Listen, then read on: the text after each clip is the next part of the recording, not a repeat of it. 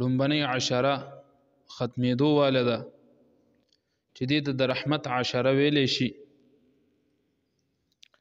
الله جل شانه په خپل بندګانو باندې په دې عشره کې انتهایی زیات رحمتونه راوری او نبی علیه السلام فرمای چې رمضان المبارک داسې میاشت ده چې دې کې ډیر بندګان د الله جل شانه دا د جهنم نه چې کم دی هغه خلاصیږي. الله جل شانه د جهنم نه بچ کی او د جنت والے جوړ کی. د ړومبنۍ عشرې متعلق هغه د الله جل شانه نه د رحمت سوال کول، اللهم اغفر وارحم وانت خیر الراحمین. ړومبنۍ عشره د رحمت عشره ورته ویلی شوي دي او د دې رحمت په لپیټ کې هغه څوک راځي چې د الله جل شانه کما حقه څنګه چې د هغه د شان سره ښه ښایي هغه شانتې عبادت کول د الله جل شانه د هغه شانتې بندګي کول څنګه چې حکم شوی دی، نو هغه څوک به د رحمت په لپیټ کې راځي. اوس عزیزانو الله جل شانه رحمت دومره وسیع رحمت ته که یو کس د الله جل شانه څنګه چې د هغوی حق دی هغه شانتې عبادت نه کي او څه ټوټه پوټه عبادت د هغه نه وشي بیا هم د الله جل شانه د رحمت په لپیټ کې راځي. ځکه الله جل شانه په خپل بندګانو باندې ډیر مهربانه ذات دی. بیا دې پسې دویمه عشره د مغفرت عشره هغه ده او نبی علیه السلام فرمای اوس د الله جل شانه د دې طریقې او د دې انداز ته لغون ته کې سوچ وکړئ، ډیر انتهایی خسته طریقې د خپل بندګانو د پاره هغه مختص کړي ده.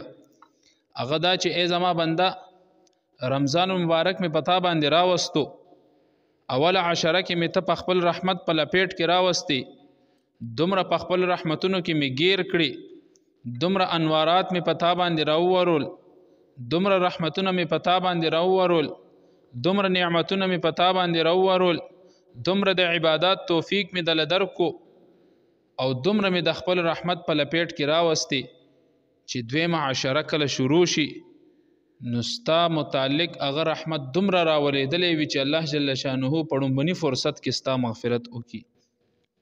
اوس عزیزانو دویمه عشره د مغفرت عشره الله جل شانه نه استغفار غوښتل.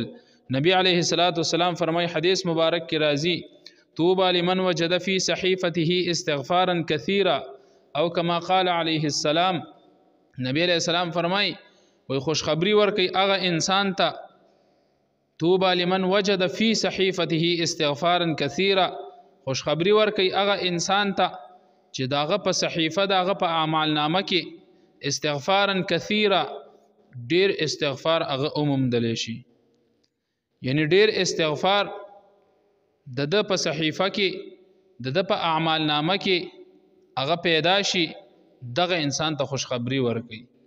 اوس عزیزانو الله جل شانه خو رمضان مبارک په موږ او تاسو باندې راوستو، الله جل شانه دې په خیر او عافیت سره تیر کړي. عزیزانو نبی علیہ السلام دا خوشخبری ورکړي ده. د دې مطلب دا چې د الله جل شانه نه هر حالت کې هغه توبه وستل پکار دي او زیات تر چې کم دی هغه د استغفار هغه کثرت کول پکار دي. نو عزیزانو دویمه عشره هغه د مغفرت عشره ده. بیا په دریمه عشره هغه عتکم من النار اللهم اجرنی من النار، د جهنم د اور نه چې کم دی هغه خلاصې. الله جل شانه خپل بندگان هغه د جهنم د اور نه خلاصي او د جنت والے جوړ کی. نو عزیزانو الله جل شانه خپل بنده ته فرمای دا اعلان کوي چې ای زما بنده اول عشره کې می خپل رحمت په لپیټ کې راوستي، دویمه عشره پاغي کې ما ستا مغفرت وکړو، دریمه عشره هغه کې ماته د جهنم نخلاص کی. الله جل شانه دې دا ټول مصطفى منبع للصفا